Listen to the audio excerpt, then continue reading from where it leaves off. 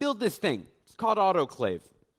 The idea is, oh, hey, you want to go ahead and have a ephemeral virtual machine. It pops up, it goes ahead, and there's Linux on the left, there's Windows on the right. I'm showing this to people. I'm all excited to be like, hey, I'm going to give you hypervisor root, and you can't hack this machine. People don't care. I'm like, what do you mean? They're like, no, go back. I'm like, but hypervisor root? Like, no, go back. That's a web browser that I can use, that I can't get hacked if I use it and I go to some dangerous place. Like, well, yes, that's kind of the idea of a security model. Whee! It's like these guys go crazy. And I don't understand, and then I do.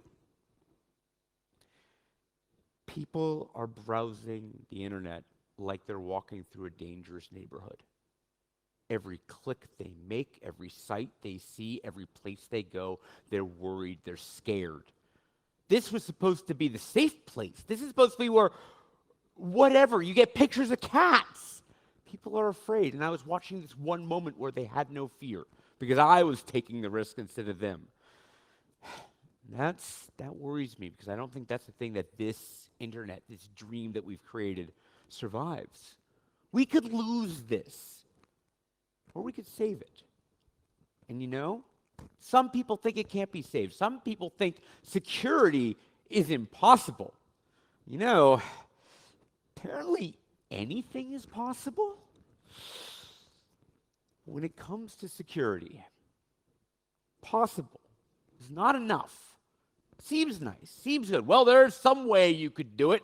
You could totally take the completely undocumented sandbox in Chrome and use it for anything else in the universe but Chrome. It is certainly possible. Use the source Luke.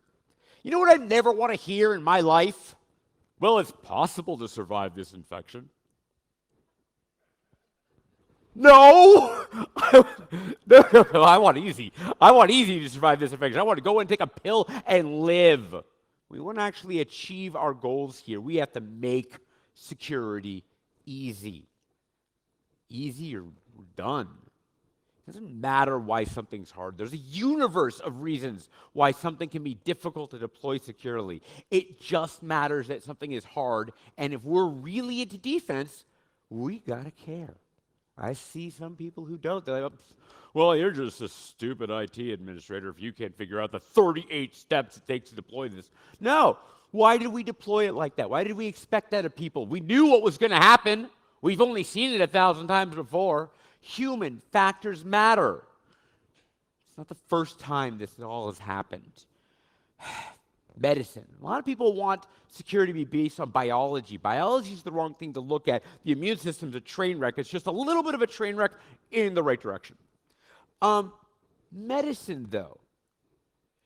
Security's not the first time we had a bunch of garbage where a little bit of it was good. And we had to figure out what that little bit was. And where there were some, I don't want to say egos, but this was an actual quote during the development of the germ theory of medicine. Doctors are gentlemen, and gentlemen's hands are clean. The implication that a doctor could move germs from one body to another was offensive and therefore could not be considered true.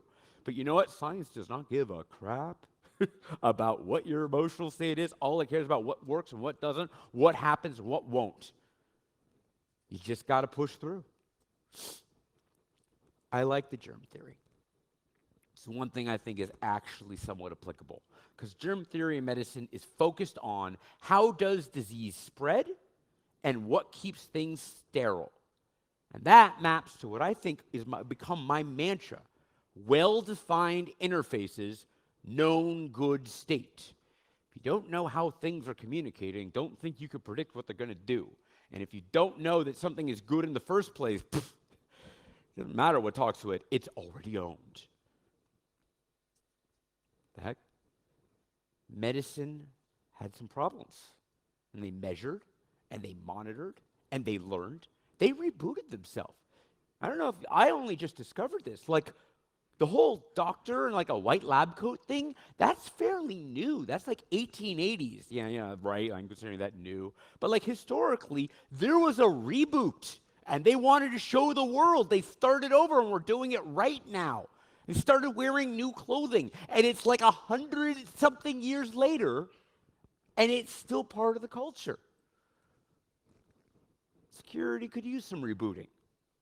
We have to deliver. We're going to lose this thing that we really like. Man, I don't know a better way to get cute cats sent to me. Do you?